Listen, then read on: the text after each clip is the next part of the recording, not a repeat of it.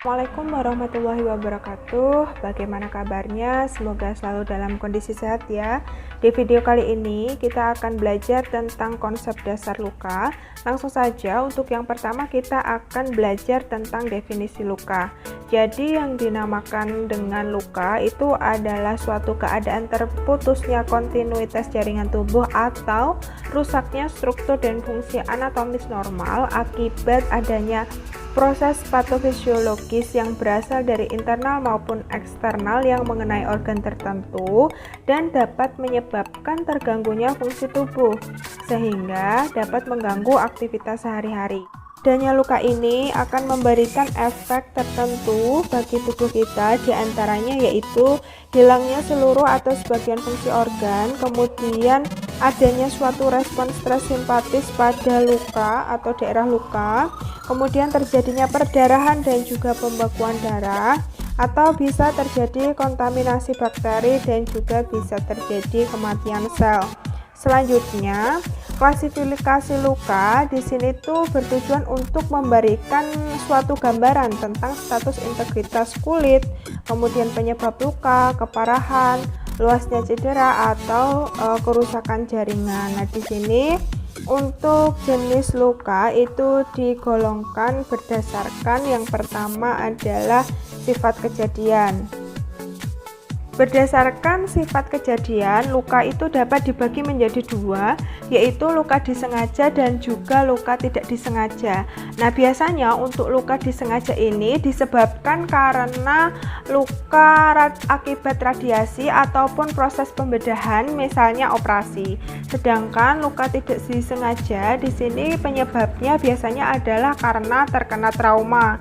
Nah, untuk luka tidak disengaja itu juga dapat dibagi menjadi dua, yaitu luka tertutup dan juga luka terbuka. Untuk luka tertutup itu kondisi di mana jaringan yang ada pada permukaan itu tidak mengalami kerusakan.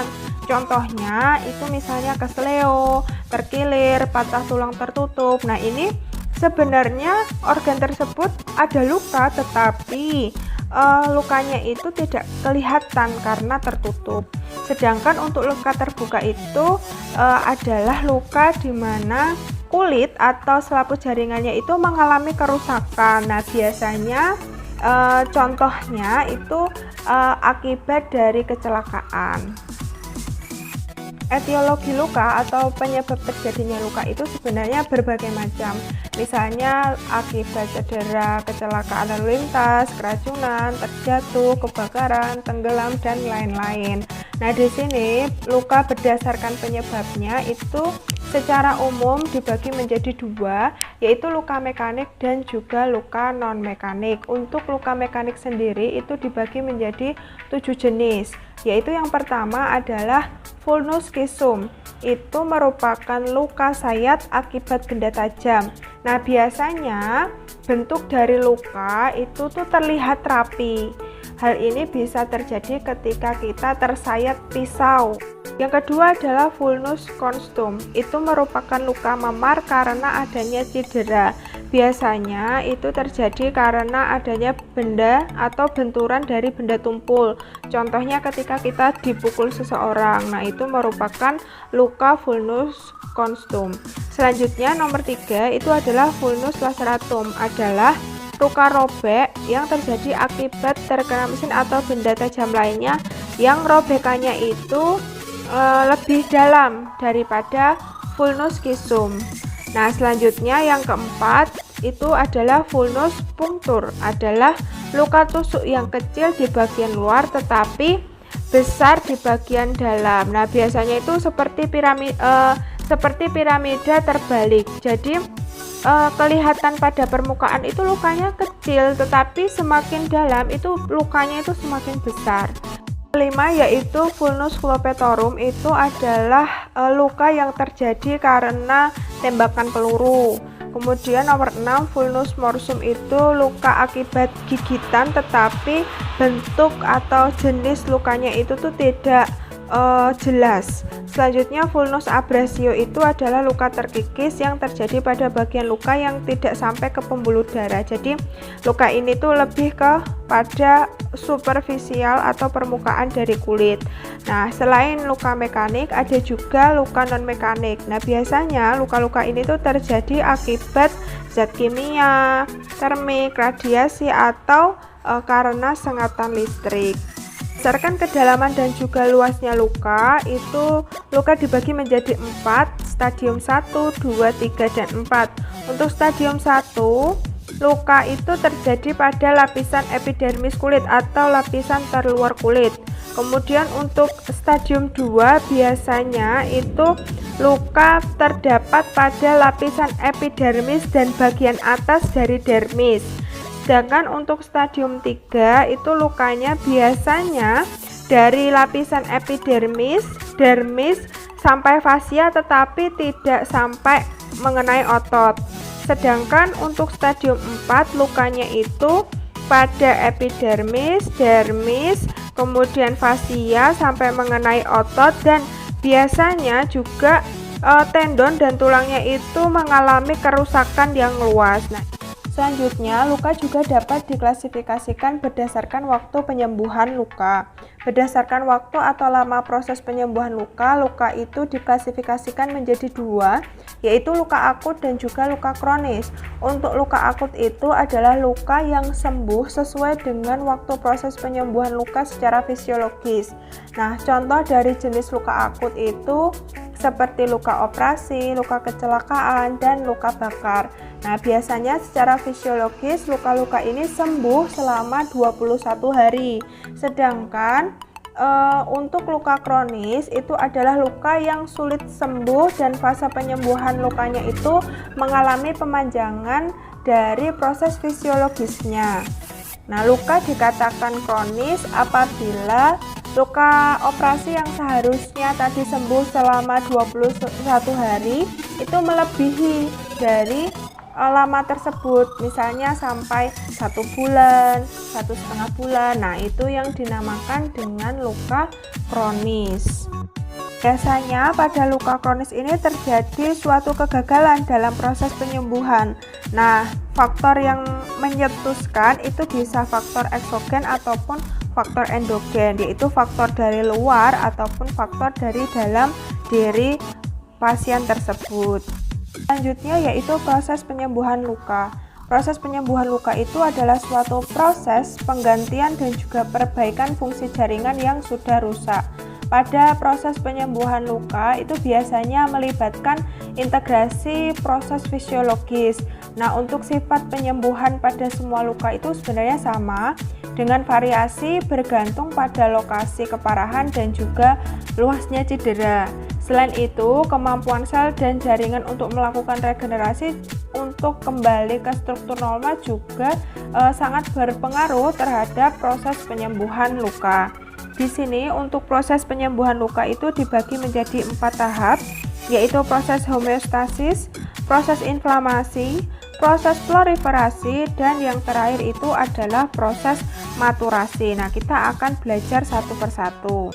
Penyembuhan luka itu diawali dengan proses homeostasis, di mana proses homeostasis ini merupakan suatu rangkaian proses fisiologis yang tujuannya adalah untuk menghentikan perdarahan. Sel yang berperan pada mulainya proses homeostasis ini disebut dengan sel endotelial. Nah, selama proses homeostasis, pembuluh darah yang cedera itu akan mengalami kontraksi dan kontriksi, dan trombosit itu akan berkumpul untuk menghentikan perdarahan yang ada pada area tersebut. Selanjutnya yaitu proses inflamasi. Nah, proses inflamasi ini merupakan suatu reaksi tubuh terhadap luka yang dimulai setelah beberapa menit dan berlangsung selama 3 hari. Proses perbaikan itu terdiri dari mengirimkan darah dan sel ke area yang mengalami cedera, membentuk sel-sel epitel pada tempat cedera. Nah, biasanya proses homeostasis dan juga inflamasi ini berlangsung secara bersamaan. Nah, pada proses inflamasi ini, semakin luas proses inflamasi, maka penyembuhan luka itu akan semakin cepat. Nah, biasanya untuk proses inflamasi itu ditandai dengan adanya tumor atau suatu pembengkakan. Kalor, yaitu area pada cedera itu akan lebih hangat atau panas. Dolor atau adanya nyeri. Rubor, adanya kemerahan. Dan fungsiolesa, yaitu penurunan daya pergerakan. Nah, selanjutnya proses yang ketiga adalah proliferasi. Proses proliferasi atau biasa disebut dengan regenerasi itu diawali dengan munculnya pembuluh darah baru sebagai hasil rekonstruksi. Nah, pada fase proliferasi ini biasa terjadi dalam waktu 3-24 hari setelah fase hemostasis dan juga inflamasi selesai. Nah, aktivitas utama pada proses ini adalah mengisi luka dengan jaringan penyambung atau jaringan granulasi yang baru dan menutup bagian atas luka dengan epitelisasi. Nah, selama periode ini luka itu akan mulai tertutup oleh jaringan yang baru bersamaan dengan proses rekonstruksi yang terus berlangsung.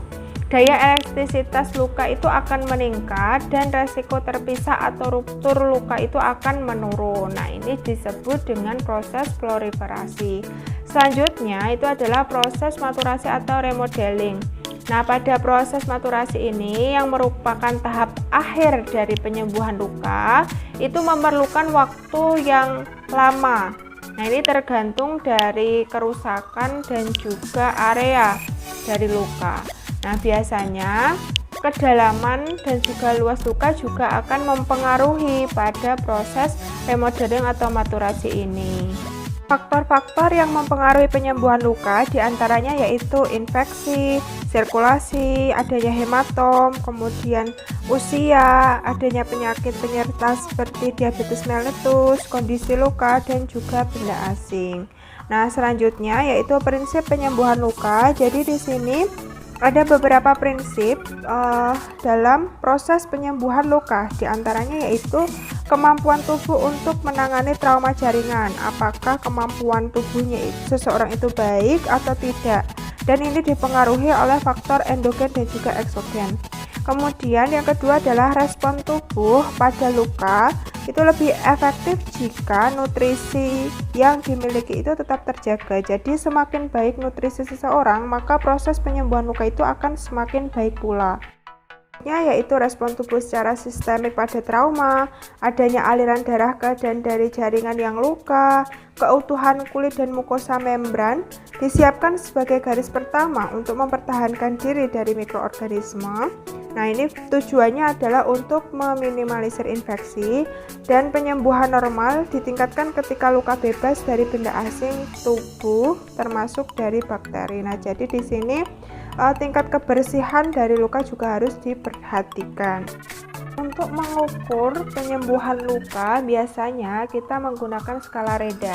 Skala Reda ini terdiri dari redness, edema, ecchymosis, discharge, dan approximation, di mana redness itu adalah bagian tubuh yang terkena luka itu tampak adanya kemerahan.